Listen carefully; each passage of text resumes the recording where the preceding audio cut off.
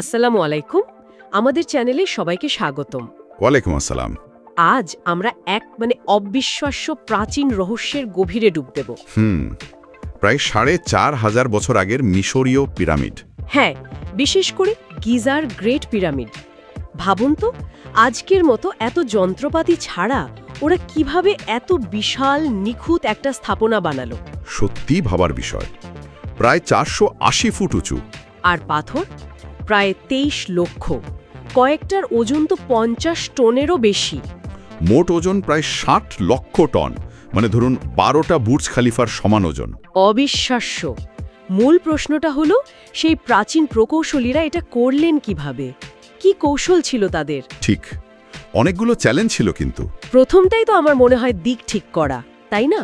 Compass ছাড়া পিরামিডের চারটে দিক এমন নিখুঁতভাবে উত্তর, দক্ষিণ, পূর্ব, পশ্চিমে কিভাবে রাখলো ওরা? হ্যাঁ, এটা একটা বড় রহস্য। তবে ধারণা করা হয় কি, তারা হয়তো রাতের আকাশের তারা দেখত, সম্ভবত পোল স্টার মানে ধ্রুব তারাকে কেন্দ্র করে মেপেছিল। খালি চোখে এত নিখুঁত মাপ? আচ্ছা, অসাধারণ কাজ কিন্তু। এরপর এলো জায়গাটাকে সমান করার পালা। প্রায় ১৩ একর জমি। লেজার লেভেলার তো ছিল না তখন? না, একদমই না। বিশেষজ্ঞরা মনে করেন তারা হয়তো এই যে জল ব্যবহার করেছিল। জল কিভাবে? মানে ধরুন, জায়গার চারপাশে পরিখা বা খাদ খুঁড়ে জল ঢেলে দিয়েছিল। জলের উপরিতল তো সবসময় সমান থাকে, তাই না? ও আচ্ছা আচ্ছা। তো সেই জলের লেভেল দেখে উঁচু নিচু জায়গাগুলো হয়তো চিনে নিত, আর তারপর ছেনি হাতুড়ি দিয়ে কেটে সমান করত। বাহ, খুব সাধারণ কিন্তু দারুণ বুদ্ধিদীপ্ত উপায়। আরেকটা থিওরি আছে অবশ্য, কাঠের ফ্রেমের মতো যন্ত্র ব্যবহার করার, মানে একটা দোলক ঝুলিয়ে আর কি। সেটাও হতে পারে। আচ্ছা, এরপর তো আসে পাথর কাটার প্রশ্ন। ৫০ টনের পাথর, তাও নিখুঁত চৌকো বা আয়তাকার করে কাটা। গ্রাইন্ডার জাতীয় কিছু তো ছিল না? ঠিক, তারা সম্ভবত শুধু নরম তামার যন্ত্র ব্যবহার করেনি। তাহলে একটা ধারণা বেশ প্রচলিত যে তামা হয়তো আর্সেনিকের সাথে মেশানো হতো, তাতে তামাটা আরেকটু শক্ত হয়। ও, শঙ্কর ধাতু। হ্যাঁ, অনেকটা তাই। সেই ছেনিগুলো হয়তো কাঠের হাতুড়ি দিয়ে ঘন্টার পর ঘন্টা ধরে পাথরের উপর পিটিয়ে পিটিয়ে কাটত। ওফ, কি অসীম ধৈর্য! মানে ঘন্টার পর ঘন্টা, দিনের পর দিন। ঠিক তাই, ধৈর্য আর সময়, এই দুটোই ছিল আসল হাতিয়ার। এই ধরনের গভীর বিশ্লেষণ যদি আপনাদের ভালো লাগে, তাহলে চ্যানেলটা সাবস্ক্রাইব করে কিন্তু আমাদের সমর্থন করতে পারেন। আচ্ছা, এর পরের চ্যালেঞ্জটা ভাবুন। এই বিশাল বিশাল পাথরগুলো, যেগুলো প্রায় ২৫০ কিলোমিটার দূর থেকেও আনা হতো, মানে তুরা শহর থেকে গিজায়। হ্যাঁ হ্যাঁ, লাইমস্টোনগুলো। সেগুলোর পরিবহনটা কিভাবে সম্ভব হলো?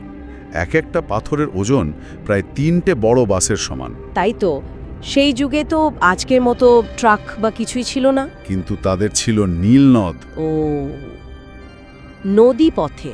হ্যাঁ, সম্ভবত এটাই সবচেয়ে কার্যকর উপায় ছিল। বিশাল ভেলা বা নৌকায় পাথর চাপিয়ে দিত, তারপর হয়তো শ্রমিকরা দড়ি দিয়ে টেনে বা খালের মাধ্যমে ওগুলোকে নির্মাণস্থলের কাছে নিয়ে আসত। মানে লোডিং আনলোডিংয়েই তো বিশাল কর্মযজ্ঞ লাগার কথা।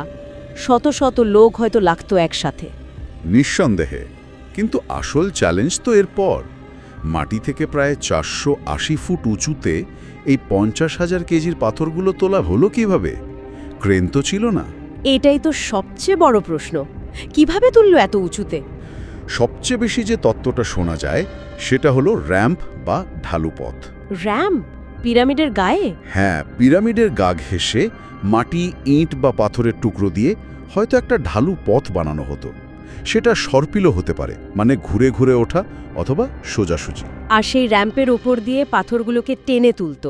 হ্যাঁ, শ্রমিকরা দড়ি, লিভার, রোলারের মতো জিনিস ব্যবহার করে হয়তো ঠেলে বা টেনে তুলত। পিরামিডের উচ্চতা বাড়ার সাথে সাথে র্যাম্পটাও উঁচু করা হতো। তার মানে পিরামিড তৈরির পাশাপাশি র্যাম্প বানানো আর সেটা সরানো ছিল আরেকটা বিশাল কাজ। অবশ্যই। আচ্ছা, আরেকটা বিষয় খুব অবাক করার মতো। ভেতরের কিছু চেম্বারে, মানে রাজার কক্ষে বা রানীর কক্ষে, লাইমস্টোনের বদলে গ্র্যানাইট পাথর ব্যবহার করা হয়েছে। হ্যাঁ, শুনেছি। গ্র্যানাইট তো ভীষণ শক্ত পাথর, লাইমস্টোনের চেয়ে অনেক বেশি শক্ত। ঠিক, প্রায় হীরার কাছাকাছি শক্ত। তো প্রশ্ন হলো, এই গ্র্যানাইট কাটলো কিভাবে ওরা? তামার যন্ত্রপাতি দিয়ে তো এটা সম্ভব না। তাহলে কি উপায় ছিল? অনেক গবেষণার পর ধারণা করা হয় তারা হয়তো দাঁতবিহীন করাত ব্যবহার করত, তামার বা ব্রোঞ্জের করাত। দাঁতবিহীন করাত, সেটা দিয়ে কাটবে কিভাবে?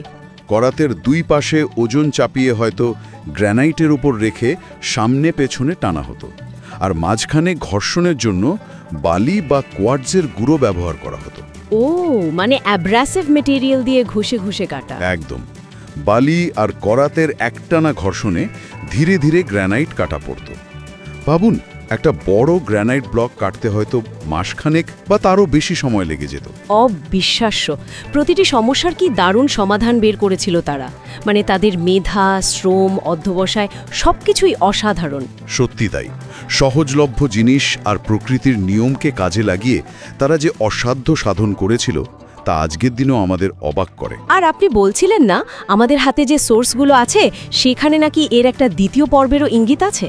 কতজন শ্রমিক কাজ করত, আর সম্প্রতি রোবোটিক ক্যামেরা দিয়ে পাথরের স্ল্যাবের ভেতরে ঢুকে কি দেখা গেছে, এই সব নিয়ে আলোচনার কথা আছে।